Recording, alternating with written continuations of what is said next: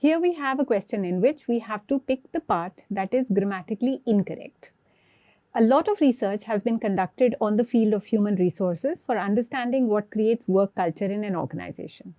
Now, when you read it at one go, you might miss the error because it is a prepositional error, and a lot of us are not very good with prepositions. Look at the first part. A lot of research has been, no preposition here apart from of research. That's fine. 2 says conducted on the field of human resources. Now, normally we say that research is conducted on a subject, but it is conducted in a particular field. And that is why there is an error in part 2. Part 2 should be conducted in the field of human resources, which is why our answer is going to be option C, part 2. Now, all you had to do was make sure that you are marking the right part because it is actually option C and not option B. Now, here we have a fairly easy question provided you know what this word is. The word is supposed to be equanimity. Now, this word is derived from 2 roots, equus and animus. Equus means level, even. Animus refers to mind or spirit. You don't actually need to know these roots. It's just a good mnemonic to remember the spelling. So the way I remember it is equal animal. In other words, it's a state of mind that remains the same or level regardless of what situation. And of course, the word is pronounced equanimity, which is why we need to ensure that we have EQUA. That is why our answer must be option C. Please remember, equus animus, equal animal, and that is why option C. In this question, we have to pick out the nearest correct meaning or synonym of the word given below. I think the only mistake that we can really make here is mistake synonym for antonym or antonym for synonym. The word itself is not very difficult. Miserable. We know that miserable generally means that you're feeling awful. Now let's take a look at our options. The options might be a little complicated. The first option is abject. Abject in fact means extremely bad or miserable or hopeless. For example, some people live in abject poverty. The second option could be object or object, depending on how you want to use it. Now, object is obviously a thing, and object is to disagree. Obstruct means to block or prevent something from happening. Abstract is theoretical, something that is not concrete. And litigate has to do with litigation. It is to bring a dispute to court. The only one that is related to miserable obviously is option A. So our answer is option A, abject. Now here we have an analogy. Select the pair with the same analogy. In other words, you have to evaluate the relationship between these 2 words and you need to pick out a pair that has a similar relationship. So diva and opera related in an artist and place of work sort of a scene. A diva is a female performer in an opera. So the first refers to a person who performs in the second. The first option here is conductor and bus. Now we know that a conductor works in a bus, but a conductor does not perform in a bus. So this is not going to work. Producer again probably works in a theatre, manages productions, but is not a performer in the same way that a diva is. So not option B. C says director and drama. Some of us might have picked this option in a hurry, but remember that a director is not a performer. A director can direct plays, but not really perform in plays unless they so wish to do. But director, by definition, is not a performer.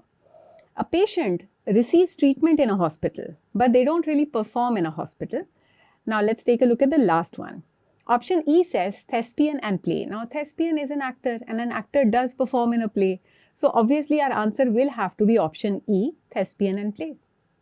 Here we have an odd one out question. Pick out the word in each of the following set of words that is different.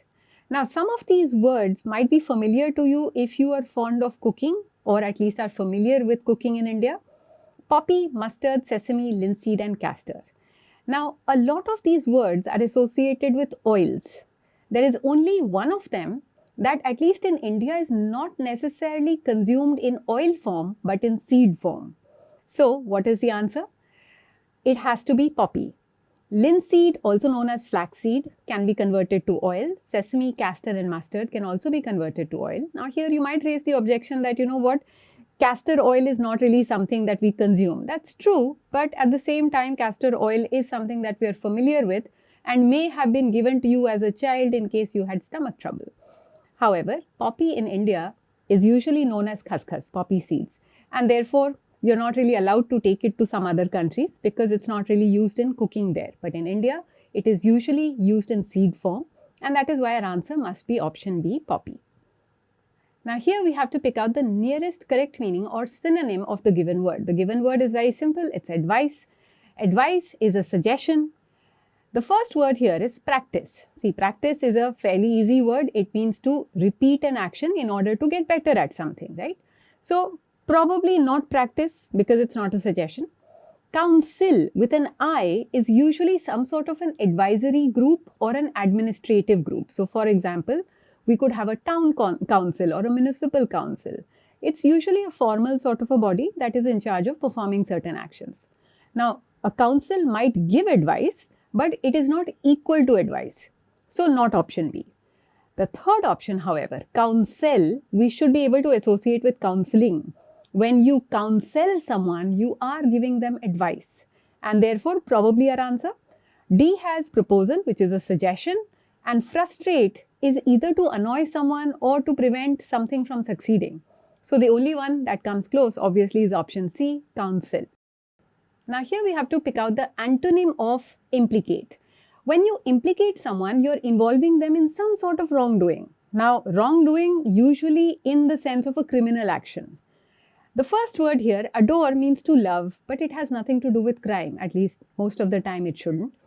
Appease means to calm someone down. For example, if you reach home late and your family is very upset with you, you might have to appease or calm them down.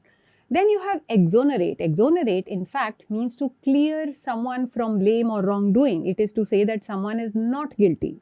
For example, the accused was exonerated by the court. It means that the court said that this person did not really commit the crime. Now D says advocate. Advocate could be a lawyer, but advocate generally means to support or promote, which is why we call an advocate, because they support you in court. And then you have glorify. This means to praise or honor. Now, since we are looking for an antonym, clearly, if implicate is to involve someone in a crime, we need something that takes the crime away from the person. Therefore, our answer must be option C, exonerate. Now, in this question, we have to pick out the word that is different. Let's take a look at the words. Some of these words we may or may not know. The first word is monarchy. Now, monarchy is ruled by a single ruler, monarchy. Arch usually means system or rule, and mono is one. So, a monarchy, for example, exists in Britain. Yes, there is a parliament as well, but they also have a king or a queen. So, that's a monarchy. Government, however, is a very generic term that refers to a system of governing or ruling a country. Aristocracy is usually ruled by the noble families or the privileged class. Oligarchy is ruled by a small group of people. Usually these are elites, business tycoons, sometimes military leaders as well. So Russia would be a good example of a country ruled by an oligarchy. And then you have plutocracy. Plutocracy is ruled by the rich. In other words, if you have wealth, you have power. So out of these, which one seems to be the odd one out? Obviously, apart from one word, everything else, monarchy, aristocracy, oligarchy, and plutocracy are specific systems of governance. But government is a general word. It does not refer to a specific system. And that is why option B, government, is the odd one out. Now here, we have a short paragraph followed by a single question. This is a perfect example of a critical reasoning question. So when you see a question like this, you have to understand that it is likely to take you a little bit of time, no matter how easy the question is, simply because you have to spend the time to read. Now, in this paragraph, we are talking about illiteracy rates. The first part says that illiteracy worldwide has been declining. Why? One of the major reasons is the sharp increase in literacy rates among women. So more women are now becoming literate, and therefore worldwide literacy is decreasing. After that, however, look at the last sentence. However, there are still an estimated 771 million illiterate adults in the world. There are still a lot of people who cannot read or write, about 2/3 of who are women. 2/3 is a pretty large proportion. So, a lot of these illiterates are women rather than men. Let's keep this in mind because the question is asking us, based on the above passage, the author would tend to agree with which of the following statements. Now, what I need to keep in mind is that the contrast indicators are usually kind of important. So when it says however, there are still an estimated 771 million illiterate adults, of which 2/3 are women, we are definitely talking about women's literacy. The first option says worldwide women need medical care more than the ability to read. But Medicare care has not been mentioned, so it can't be option A. B says men and women should have equal access to education. So here we are saying that both men and women should be educated, which is okay because we're talking about gender and education. So let's retain B. C says males have a greater need for higher education than women. There are two problems with this option. Number one, we are not talking about higher education. Secondly, even if we were, the author is clearly trying to suggest that 2/3 of the illiterate adults should not be women, that we should encourage women's literacy if we want to bring down illiteracy worldwide. So there is really no talk of preferring one gender as compared to the other. It can't be option C for both of these reasons. D says it has been proven that women with increased education have fewer children. Now, if you do some research on this, you'll find that this is true. However, children, birth rates are not part of this question, so it cannot be option D. E says women are having all opportunities, which directly contradicts the passage really, because it seems to suggest that in terms of literacy, women are lagging behind. So it cannot be E. Therefore, our answer must be option B. We're simply talking about education and the fact that women need to become literate. In this question, we simply need to find the correctly spelt word. Now, I'm going to say the word and then you could probably figure out the spelling from that. The word is ominous. Now, ominous is related to omen. Omen is O-M-E-N. However, when we convert omen into an adjective, the spelling changes a little bit. Now, what exactly is an omen? It is some sort of a sign or an indication, usually that something bad will happen. Okay? So, when we say something is ominous, it is generally indicating that something bad or harmful is going to take place. Now, our first option, ominous, in fact, seems to be pretty much on the right lines, because when I say ominous, it needs an I. B has a double M, which we don't want. C will be pronounced ominous, which is not the word we're looking for. And D and E both have E as the vowel rather than I. So please remember, omen is spelled with an E, but when we convert it to an adjective, it becomes ominous with an I, and that is why our answer is option A. Now in this question, we are supposed to pick out a synonym for the word harmony. Harmony is a fairly easy word to understand. When things are in harmony, then they are kind of peaceful, they're balanced, they agree with each other. So we're looking for something similar that shows peace, balance, and so on. Our first option, symmetry. I'm sure you're familiar with the concept of symmetry. It means regularity, evenness, balance. So very close to what we're looking for. The second option, cemetery, is a burial ground. Nothing to do with harmony, although perhaps, yes, people will be in harmony after they have passed, but that's extending the argument a little too far. So not B. C says ceremony. Ceremony is some sort of a formal event, usually, sometimes a celebration. Hierarchy is some sort of a ranking system in which there are different levels. And gluttony, I think this is the only difficult word. Gluttony is excessive greed for food. It means someone who eats a lot would be called a glutton. So when we refer to harmony and we look for a synonym, obviously our answer must be option A, symmetry. Now, I think that this question could be solved even if you really don't know the other words, because the answer is fairly obvious. Now here we have to select the odd one out. I think this question is super easy, can be done in 5 seconds.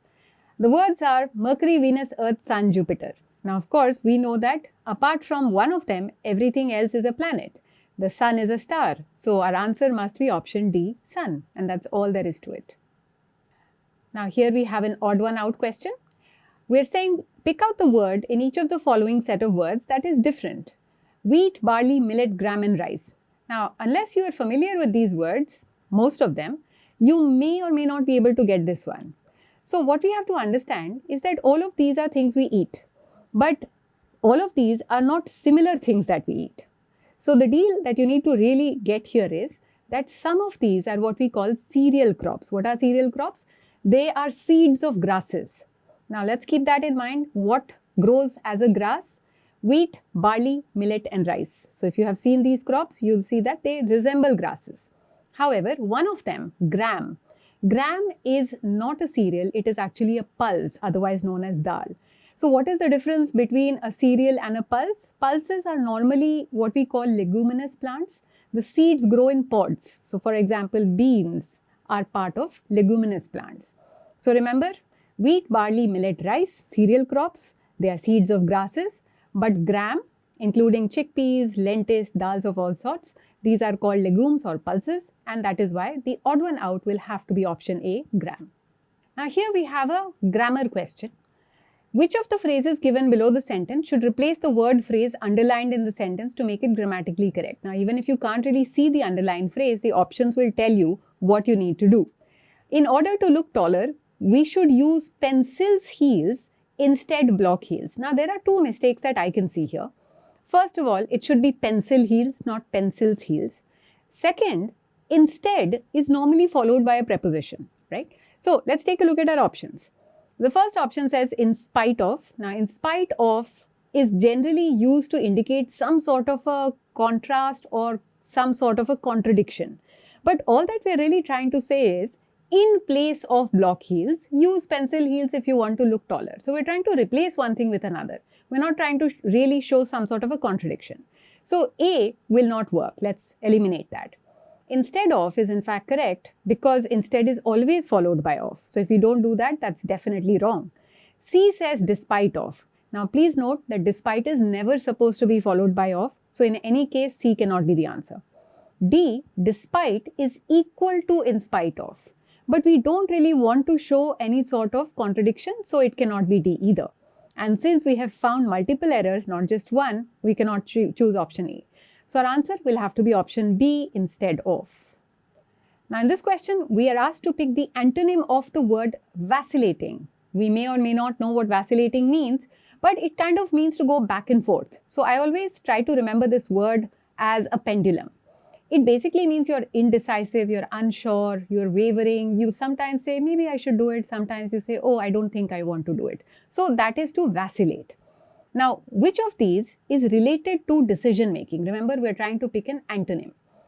A says indolence. Indolence is just laziness, but it has nothing to do with whether you're sure or unsure. So, not A. B says fascinating. If something is fascinating, it is very interesting.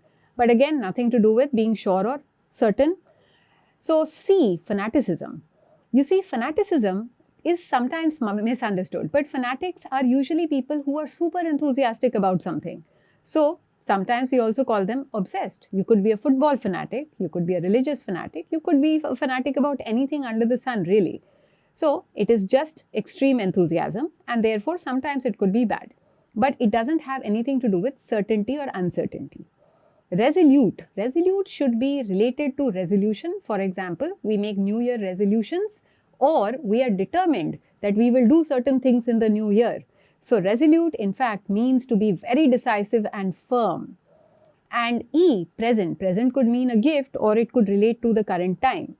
So the only one that comes close to vacillating is resolute. When I say close to, it actually means that it is the opposite. When you vacillate, you are uncertain, you are unsure. When you are resolute, you are absolutely certain. So our answer must be option D.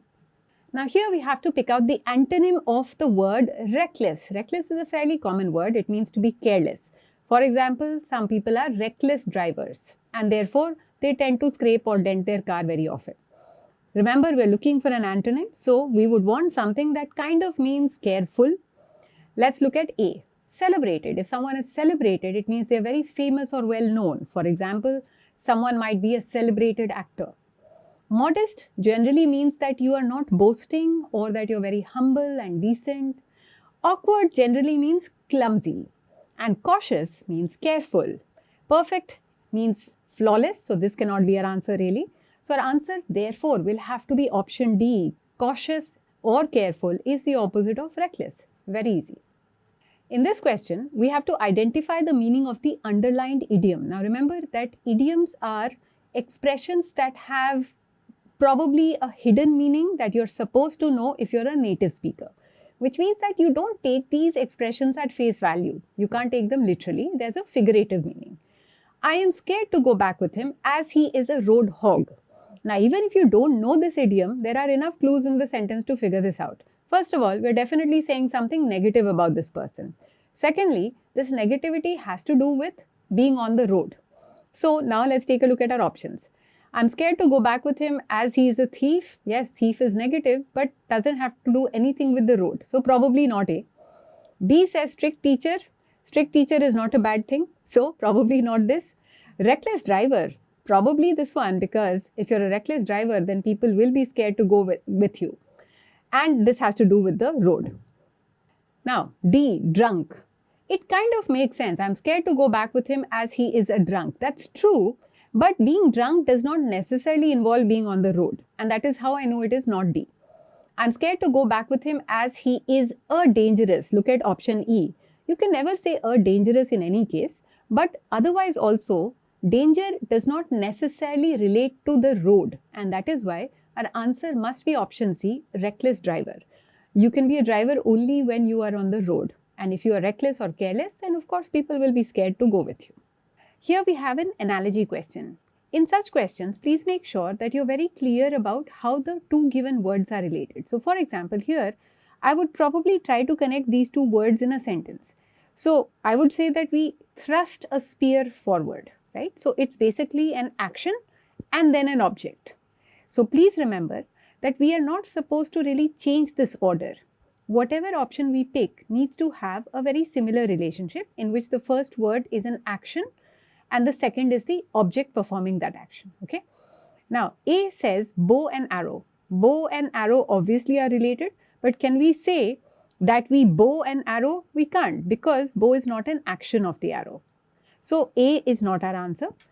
B might pose some difficulties because we may not know what mangle actually means. So a mangle is actually used to press or iron clothes. It is an object.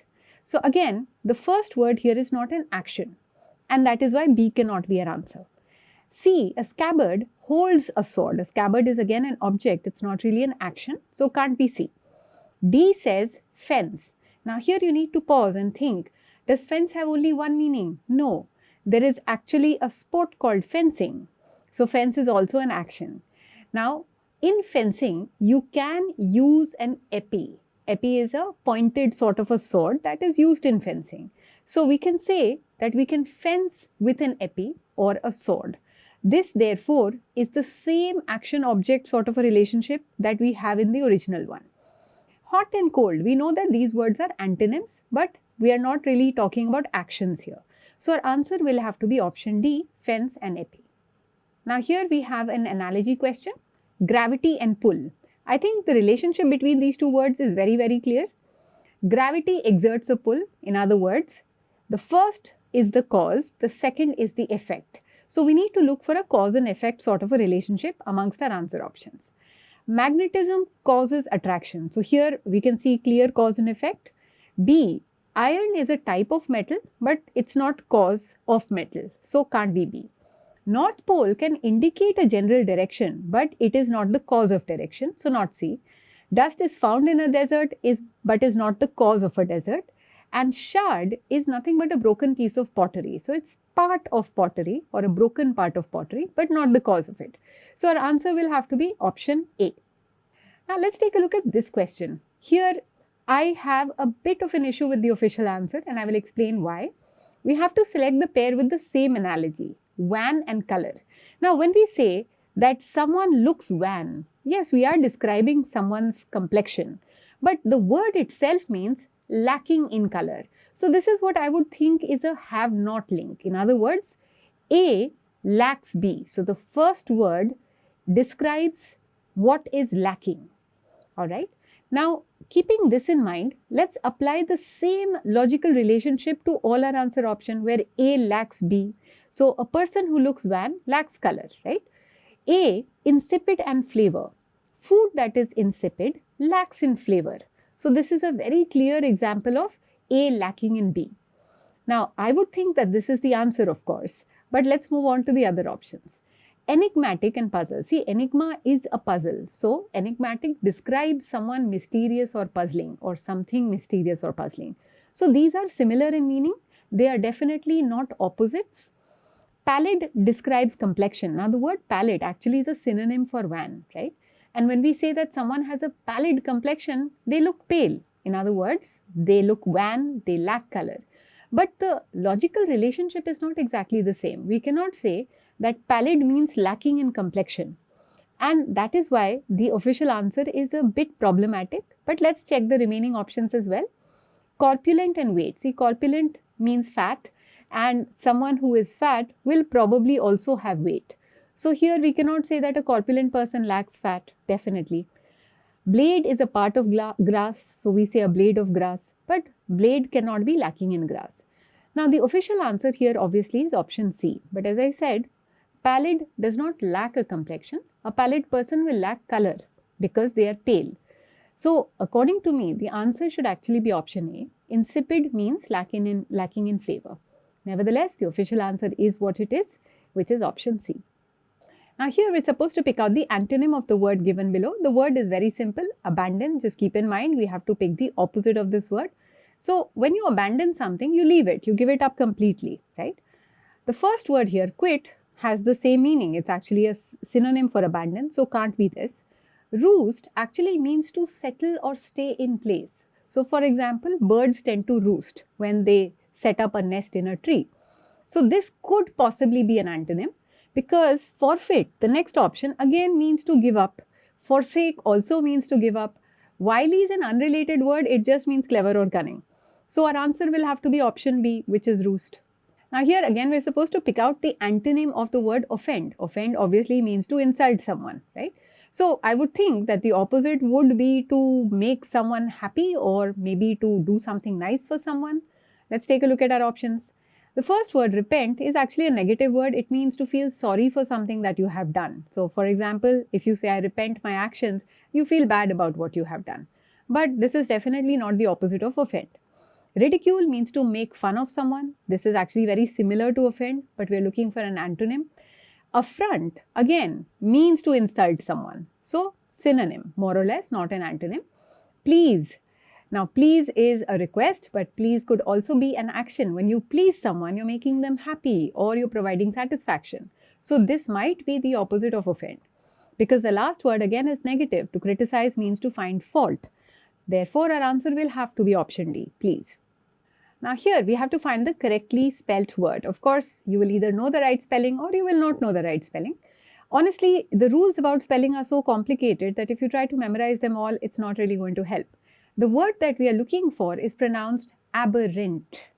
The way that I try to remember this word is aberran, because the most common mistake that people make is spelling this word with an E at the end. Because when I say aberrant, it sounds like it should end with an ENT. But this is one of those rare words that is actually supposed to be spelled with an ANT, just like arrogant. Similarly, aberrant. So the word actually means deviating from the usual or normal course.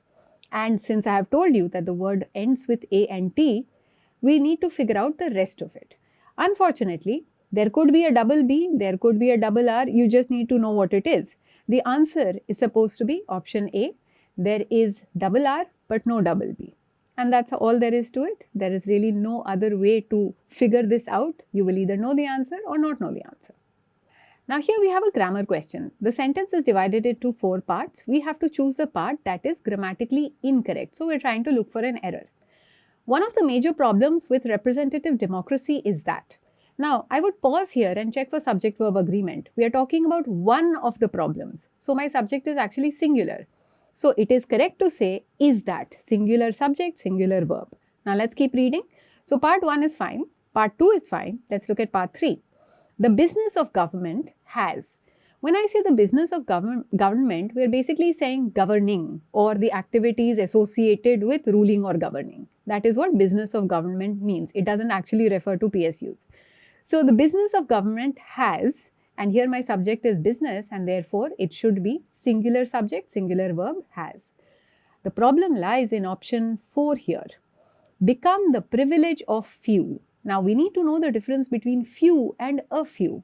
It's something that we cover in class very frequently. So in case you're an IMS student and you did pay attention, you would know this.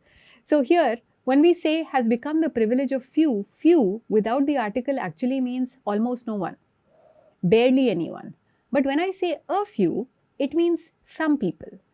What we're trying to say in this sentence is that governing is now done by a very small group of people. And therefore, in part 4, we should actually be saying a few and not few. Since part 4 has an error, let's now scan our options. I should actually be marking option D as my answer because it is part 4. Now here I have to pick out the synonym for the word probity. Now this word seems like someone is conducting some sort of an investigation, right? Because probe. But what it actually means is something nice. Probity refers to honesty or having very strong moral principles. So if you possess probity, it's a good thing. No one is trying to investigate you. Now let's find a synonym. The first option here, integrity, also means honesty. So I think we found our answer. Insult is definitely a negative word. This means to offend someone or disrespect them. Can't be our answer. Indiscretion also is a negative word. This means to lack good moral judgment or generally to show lack of judgment. So since it's a negative word, it cannot really be a synonym. Sight just means vision. So it has nothing to do with probity.